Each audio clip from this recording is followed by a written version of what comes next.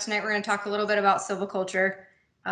This was one of those classes in forestry school that we all kind of were warned about, that this was a toughie, but it ended up being one of my favorite classes, and it's really cool because it kind of encompasses everything that you learned in forestry school. It doesn't look just at timber management, it looks at soils and hydrology and wildlife and how you can manage all those things together.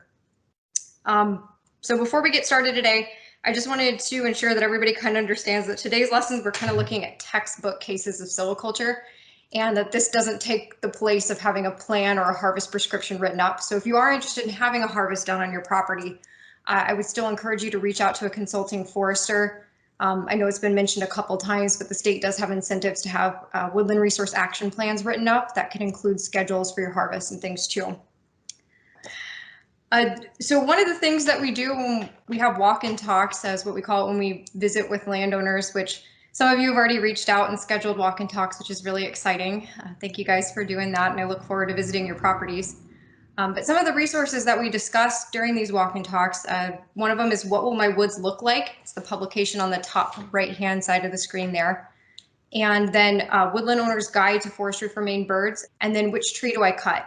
And if we have time after this presentation, we can take a look at that, that document together. But that's one that I like to hand out to people as kind of a reference that goes over basic silviculture. But these are just a couple of the handouts here that I'm going to mention during my presentation. So what is silviculture?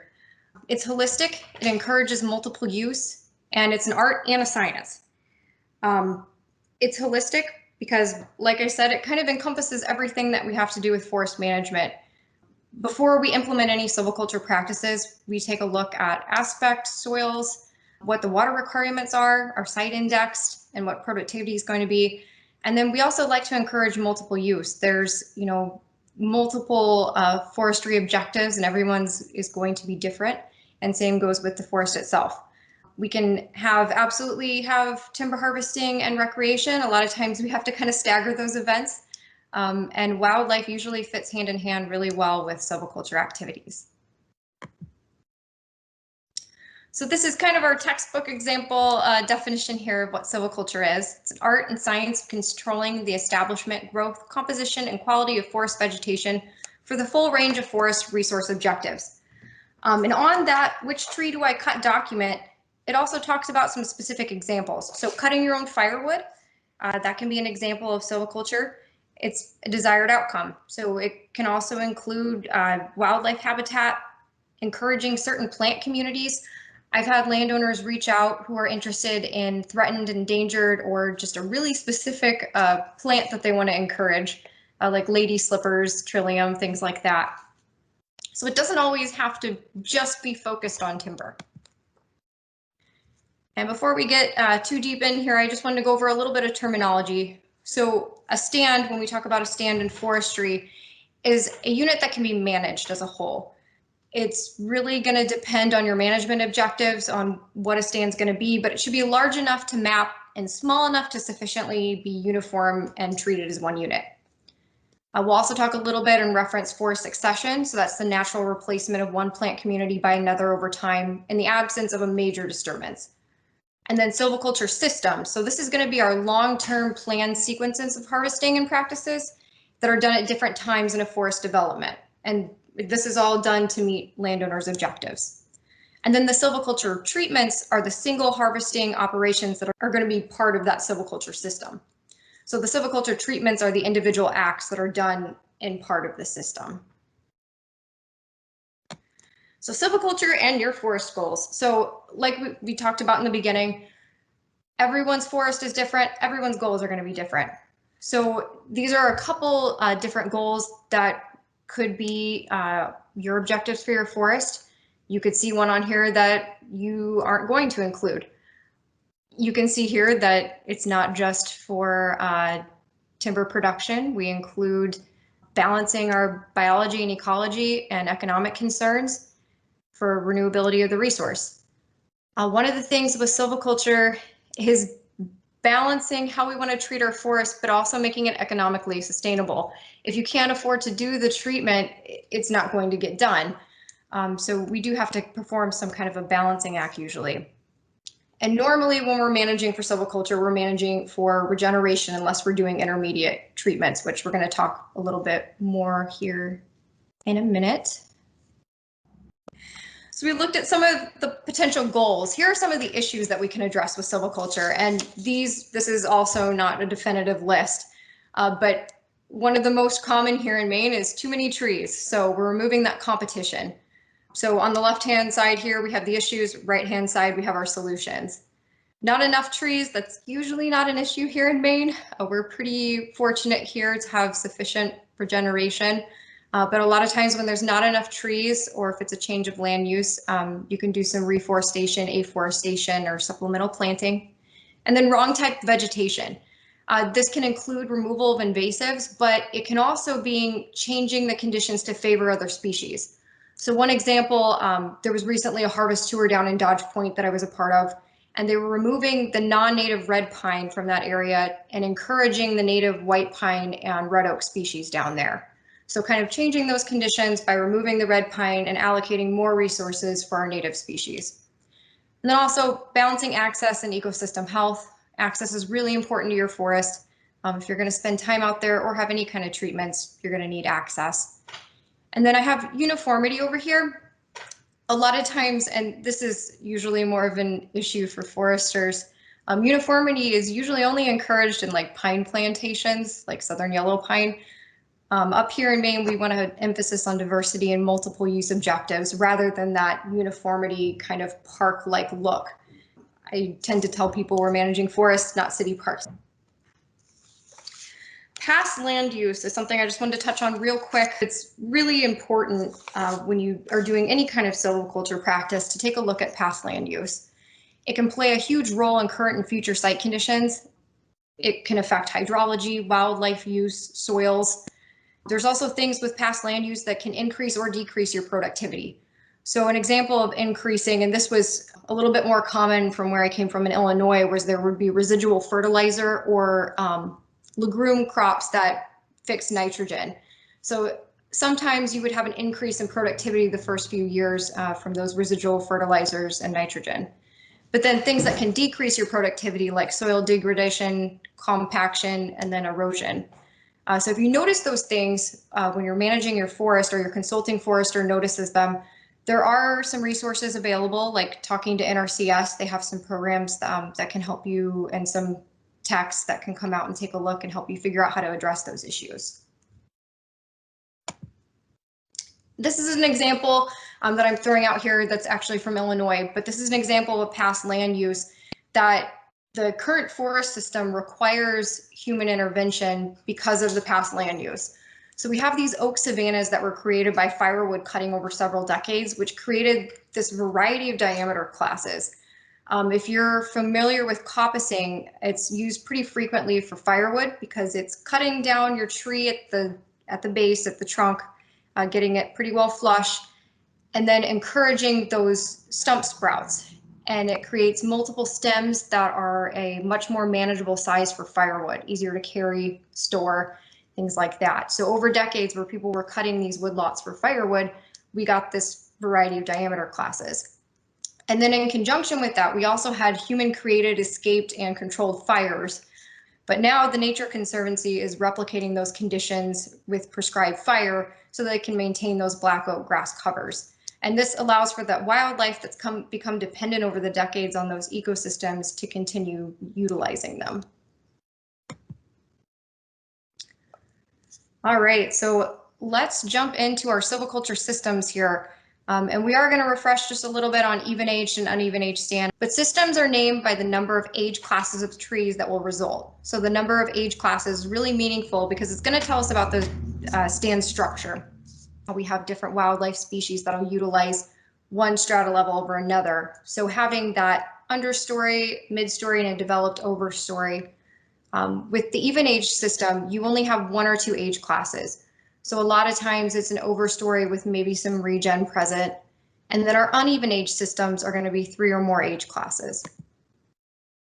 So even age versus uneven aged. Even age stands are roughly the same age and diameter class. They usually occur when there's a major disturbance or a change in land use. So they're all growing up roughly at about the same time. getting roughly about the same amount of resources once they're able to outcompete. And then our uneven age stands are 3 or more age and diameter classes. They usually occur when there's a low intensity disturbance that takes place and usually includes shade tolerant and intolerant species. And this results in more forest layers and strata. And it's important to note that when you're looking at your own forest, you probably won't see just strictly even aged or strictly uneven age. It's usually a combination of both. And a lot of times, especially on smaller properties, we see patches. And we'll talk a little bit about that here later. So the silviculture treatments, and those are talking about individual treatments that we're doing in our structures. The treatments are defined by their purpose and the time of their application. So it's usually a silviculture treatment is planned with either one or both of the following objectives. So you're wanting to improve the composition of your forest and increase that growth of your remaining trees, and that's going to be an intermediate treatment. Or you're wanting to facilitate the production of new trees within or in place of your forest. So that's regeneration. So in A, we're treating current trees, and B, we are encouraging our next cohort, our next generation of trees. And I have this picture here on the right-hand side. This is from that Woodland Owner's Guide for Forestry for Maine Birds. They talk about some silviculture treatments and how they can encourage specific species. Really encourage you guys to check that out. It's a great publication. Okay, so for our even age regeneration treatments, we have clear cut that we're going to discuss, seed tree, and then shelter woods with group shelter woods. I had a silviculture professor, and he always said that seed tree and shelter wood was just clear cuts with extra steps. And you guys will kind of see why. Normally with any of these practices, any of these treatments, the intent is always to remove all of the overstory just with a different amount of entries. So with clear cuts, it's the removal of the entire stand in one cutting. This is usually when you're looking at our reproduction or regeneration, it's obtained artificially or from seeds germinating from our seed bank. When you're looking at like southern yellow pine that we have down in the southeast, when they do clear cuts there, they usually take an artificial seed source and they plant usually in rows. And it's actually really fascinating if you ever get the chance. It's a company called Arborgen, and they genetically grow and enhance seeds to get the best timber products. So this is effective in regenerating our shade intolerant trees. So our trees that don't do well growing up under the shade of other trees. So like our aspen, birch, put pin cherry on there too. And then I wanted to point out real quick, if you guys are interested in having a timber harvest on your property, I would really encourage you to pick up one of our rules and regulation books. In that it kind of goes over some of the Forest Practice Act regulations. So we look at size, distribution, and planning of clear cuts. And those are things that are actually regulated. I know Malcolm kind of mentioned that they'll go out and their boots on the ground. I get calls from the rangers all the time to take a look at timber cutting violations, not always clear cuts in my district, but other things. So why do we clear cut? I know this one's usually the less aesthetically appealing option, but we do it to remove a lot of poor quality, intolerant, understocked, short-lived, or really over-mature, overstory trees. It can also be to take out ecologically, I guess, improve ecosystems in our wildlife habitats. So there can be, I guess, a multitude of reasons for wildlife habitat, but what comes to mind is like woodcock and grouse, that they really like dense hardwood regeneration patches, and they need to have significant acreage to fulfill their life cycle needs.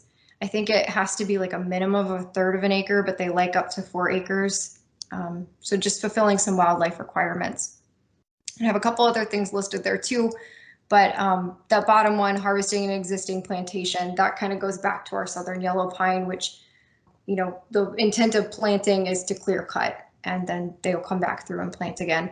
We don't really have a lot of those ecosystems here in Maine. You can kind of tell where there have been some kind of trial and error with red pine and with larch planting in these kind of plantation styles, but not any that I've seen that have been completely clear cut. So seed tree, this is another one of our even-aged management treatments. as we kind of discussed, seed tree is clear cut with an extra step here. So we are retaining enough mature trees from our treatment to seed in, so we don't have to worry about artificially planting anything. So we want these seedlings to establish in the open from our larger trees. But this doesn't really work for our shallow rooted or shade tolerant species. So spruce and fir don't really do well with the seed tree cuts. Here's an example here. This is one that Terry had shared with me, hardwood seed tree. And you can see here that they've left enough mature trees to seed out. So that'll be our next cohort, our next generation there. But not really enough trees to provide stabilization for our next generation. So this is pretty much solely just being a seed stock. And then here's another example here for our softwood trees. You can see they're pretty well evenly distributed. It doesn't always look this way. There can be kind of clumps here and there, but this one looks pretty evenly distributed. Okay, so our next even age treatment we're going to discuss is shelterwood. So similar to seed tree, but we're leaving enough of our overstory to help establish the trees that are going to be growing up underneath them. So we want our seedlings to become established under those existing trees, and then those canopy, our remnant trees, are going to be removed in 1 to 3 cuts, and usually 5 to 10-year intervals. So this worked really well for species that are shade tolerant, so our spruce and fir trees, and then also it works fairly well for white pine. Maintaining shade with our white pine trees is pretty important, at least until they're about 20 feet tall, to minimize loss to white pine weevil attacks. So I threw in a slide here just for people who aren't aware of white pine weevil. I'm sure you've seen it when you're driving around and you see kind of the candelabra-shaped pasture pines. That's usually the white pine weevil. And what they do is they'll kill the top of a conifer, and it usually locates those trees by seeing the top of its silhouette. So by maintaining that cover, we're kind of hiding that silhouette and keeping them until they're about 20 feet tall, our regeneration. One of the first symptoms that you'll see is like the attack in the springtime. There'll be a presence of pitch flow from the feeding punctures. And then beginning in late June, you'll start to see new growth on the infested shoots start to droop. So they'll turn kind of that brown color, get almost like a shepherd's hook. And then the tops will die and turn brown. And that can actually happen multiple times to the new terminal lead that's shot up. Okay, so back to shelterwood here real quick. Here is an example of a historic shelterwood. And this is in that What Will My Woods Look Like book.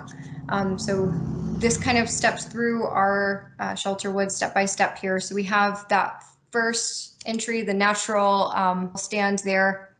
And then we have our removal first entry there. And then this third picture is when they came back through and removed the remnant tree. So this is our new regeneration, new cohort. And then the last picture here is pretty well present day, where you can see the stand development. So shelterwood can also be done in groups as well. Coming from South Dakota, we did a lot of group shelterwood cuts with white spruce, Black Hill spruce. They're very susceptible to wind throw, so keeping groups, clumps together tends to work better. But you can see in the first picture there, we have the original stand, then our initial cut where they took 20 to 40%. And you can see they've left little patches here of trees. And then we have our second cut. You can see they've removed some of those larger overstory, and we see our regeneration coming through. And then that 5 to 10 year cut, we come back in, do another entry and remove the entire overstory. So it's just the newer cohort. Okay, so we went over our even age regeneration treatments. So we're going to take a look now at our uneven age treatments. This is going to include single or small group selection and then our small patch selection cuts. I just wanted to take a second here real quick to, I guess, talk a little bit about selection cutting. When it comes time to harvest on your own property, I cannot emphasize enough to have a contract and to work with a consulting forester and not have the contract say that it's a selective cut. Selective cut is different from a single or small group selection cut. Selective cut is basically logger's choice, and you are giving them freedom to take what they want. Being very specific in your contracts avoids any kind of miscommunication and just makes it easier on everybody. So with that, let's talk a little bit more here about our selection cuts. So you can kind of see here in the picture, there's seedlings established or released in small gaps, resulting from removal of single or small group trees. This works and mimics kind of our natural forest succession here in Maine. We don't usually have large scale disturbances like they do out west due to wildfires. Our disturbances are usually much smaller. We have natural mortality from our large overmature trees, loss from competition, ice storms, lightning strikes, things like that. So these cuts are repeated at 10 to 20 year intervals with the whole canopy never being removed at once. So you're having multiple age classes, multiple entries, and it's creating these frequent repeated disturbances. And so this will give you multiple age classes. You can opt to do different cuts on different parts of your property. So you can include uneven aged and even aged. If you're looking for more of a natural, Maine natural succession, it's usually going to be more small disturbance. Here's an example here of a selection cut. And if you want to see selection cut in person, down in Jefferson at the Hidden Valley Nature Preserve there, they've done some selective cutting, just taking out small groups and individual large overmature trees. It's a great example. So if you ever have time to make it down there, I'd highly recommend it. But you can see we've let some light into our forest floor to allow for some regeneration. The photo on the left looks to be a complete closed canopy, so we're not really getting any kind of new growth. Now in the right-hand side, we're starting to see some multiple levels in our forest. So patch selection. This is cuts that are smaller than our clear cuts. They're only about 1/2 acre to 4 acres in size. It mimics, smaller scale disturbances as well. We often use this to create wildlife habitat. So grouse and woodcock. I know at Fry Mountain Wildlife Management, they've done a couple of these cuts to encourage grouse habitat. Okay, intermediate treatments. So we discussed in the beginning that our regeneration treatments, those are really focused on creating the next cohort or next age class. These intermediate treatments are focusing on our current mature trees. We're going to take a look at weeding, thinning, and crop tree release. There's also pruning. I decided to omit that one. I get questions about pruning pretty frequently, but it seems to be that the mills around here don't really pay any extra for pruning.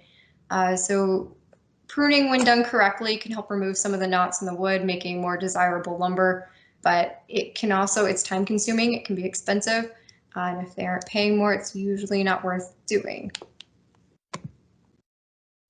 So weeding is removing our undesirable trees that are competing with our preferred tree species. So this is where it's really important to have your management plan and your objectives clearly defined so you know exactly which trees you're going to be encouraging.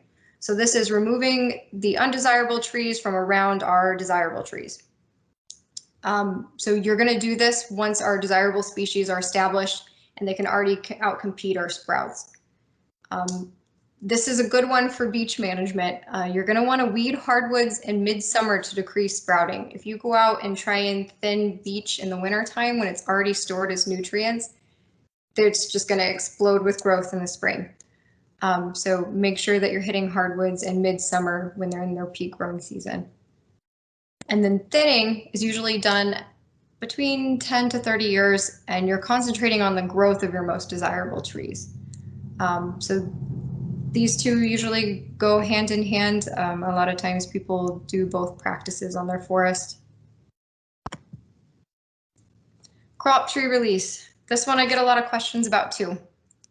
Crop trees, and when we're talking about silviculture, don't really refer to a tree that's producing a crop. So we're not looking at apple trees. It's more on the lines of our product tree. So it's our tree that we're looking at for lumber. I've also heard it being used, and NRCS does this pretty frequently, for acorns. So that way it is producing a mast, but we're looking at it as a full product. So we're encouraging that product tree, encouraging the oak tree, encouraging our pine tree.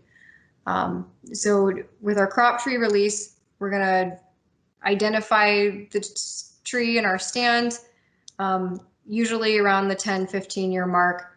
And, you know, we're gonna try and cut our undesirable trees from around those crop trees. So very similar to thinning, weeding, but when it comes to crop trees, you're really gonna focus on your tallest, dominant, co-dominant trees. They shouldn't have any sort of outward sign of defect or decay. Multiple tops usually aren't desirable either, especially with our pine trees. They need to be able to get at least a 16-foot log out of it. Okay, so now that we've looked at a couple different silviculture treatments and some of our intermediate treatments here, just some things that you can think about when applying basic silviculture techniques to your own forest.